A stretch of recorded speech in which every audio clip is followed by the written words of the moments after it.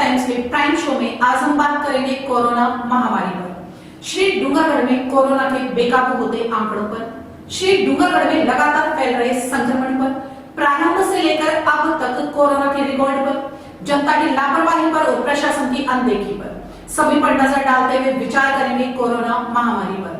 श्री डूंगरगढ़ क्षेत्र कोरोना महामारी का हॉटस्पॉट बनता नजर आ रहा है। स्थिति बेकाबू ना हो इसलिए आज श्री डूंगरगढ़ टाइम्स का ये विशेष एपिसोड आपके सामने लेकर आए हैं, जिससे चिंतनशील नागरिक और आमजन मिलकर इस समस्या से क्षेत्र को बचाने के लिए जागरूक होकर आगे आ सके।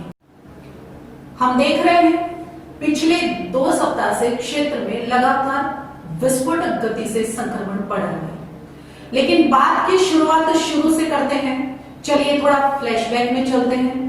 जब देश में लॉकडाउन हुआ तब हमारे क्षेत्र में प्रशासन ने और नागरिकों ने मिलकर जबरदस्त तरीके से कार्य किया। राशन, मास्क, सैनिटाइजर, प्रवासियों के रहने खाने की व्यवस्था से लेकर उन्हें घर पहुंचाने तक का कार्य नियोजित ढंग से किया गया।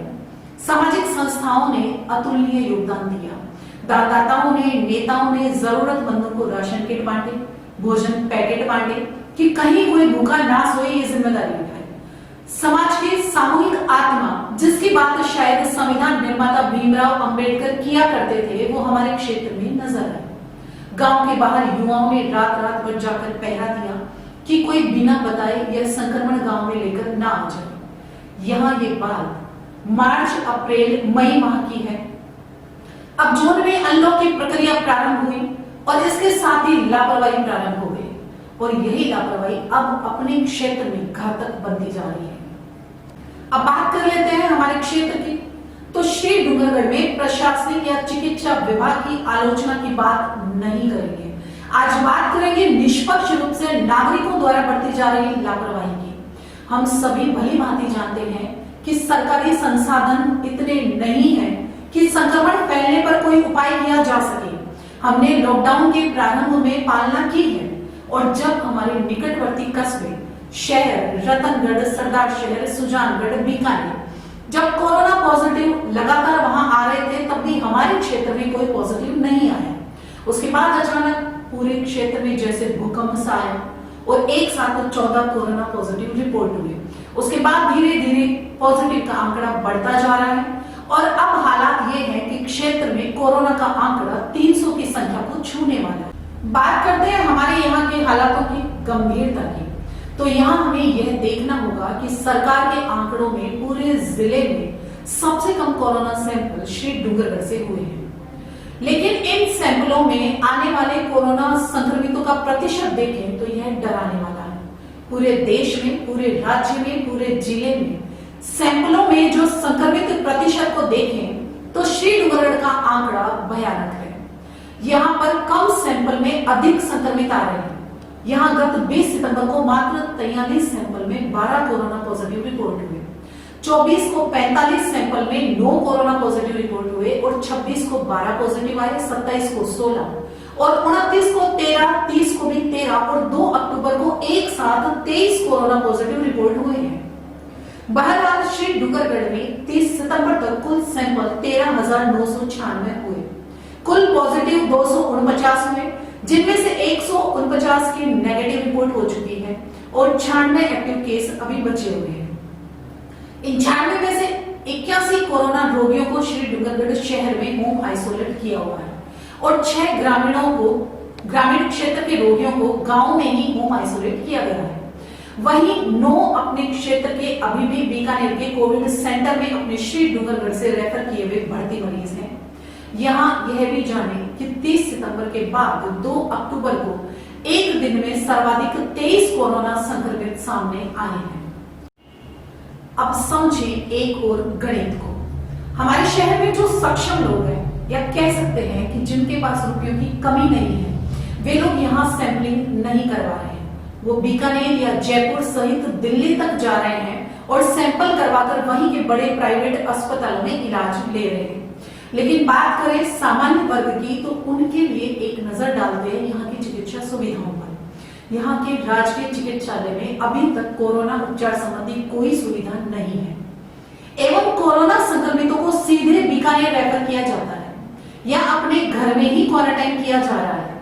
आने वाले सर्दी के मौसम में अगर हालात बिगड़े तो यहाँ के सरकारी चिकित्सालय में आपको केवल दवाइयां मिल सकती है, किसी प्रकार का उपचार या संसाधन नहीं, क्योंकि यहाँ के नेताओं ने आज तक क्षेत्र के विकास से अधिक स्वयं के विकास पर ही ध्यान दिया है।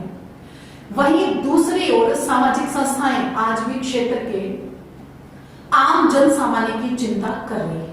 नागरिक विकास परिषद ने 26 सितंबर को 16 पॉजिटिव आने के बाद एक आपात बैठक बुलाई और स्वयं संज्ञान लेते हुए कोरोना के बढ़ते प्रभाव को देखते हुए आगामी दिनों में जन सेवा के उपलब्ध करवाए जाने वाले ऑक्सीजन सिलेंडर की क्षमता को बढ़ाने पर सहमति बनाकर उसमें जुटी हुई है, ताकि आने वाले दिनों में क्षेत्र के जरूरतमंद लोगों को सेवा के रूप में यथासंभव ऑक्सीजन दी जा सके।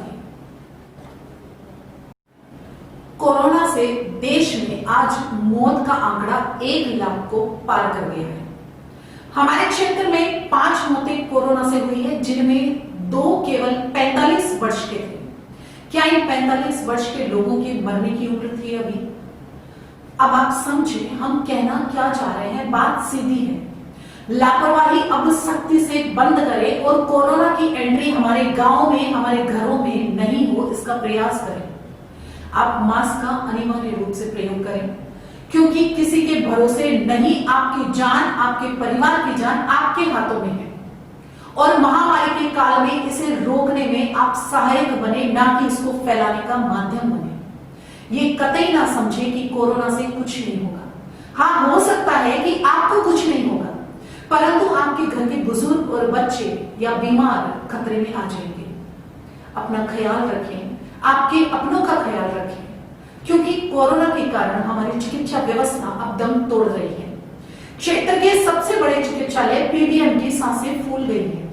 ये तो हम सभी देख रहे हैं कि पीबीएम के कोविड सेंटर में क्षमता से अधिक मरीज भर्ती हैं और कहने की आवश्यकता नहीं कि कई डॉक्टर्स और मेडिकल स्टाफ जान की बाजी लगाकर मरीजों का इलाज कर रहे हैं। वहीं हमारे क्षेत्र सहित पूरे जिले में ऐसे मामले भी सामने आ रहे हैं जिनमें चिकित्सक सर्दी जुकाम के मरीज भी देखने को तैयार नहीं हो रहे। सरकारी सिस्टम में संसाधनों की कमी सामने आ रही है और ऑक्सीजन की कमी के कारण दम तोड़ते मरीजों के वीडियो वायरल हो रहे हैं। इन भयावह हालातों में आपको अवगत करवाने का उद्देश्य केवल यही है कि हम सब अभी सरकार, प्रशासन, चिकित्सा विभाग, सेवाभावी संस्थाओं आदि के भरोसे नहीं रहकर खुद ही खुद की सुरक्षा करें। हम सभी कोरोना से बचाव के लिए आवश्यक सावधानियां दैनिक जीवनचर्या में शामिल करें। धन्यवाद, नमस्कार।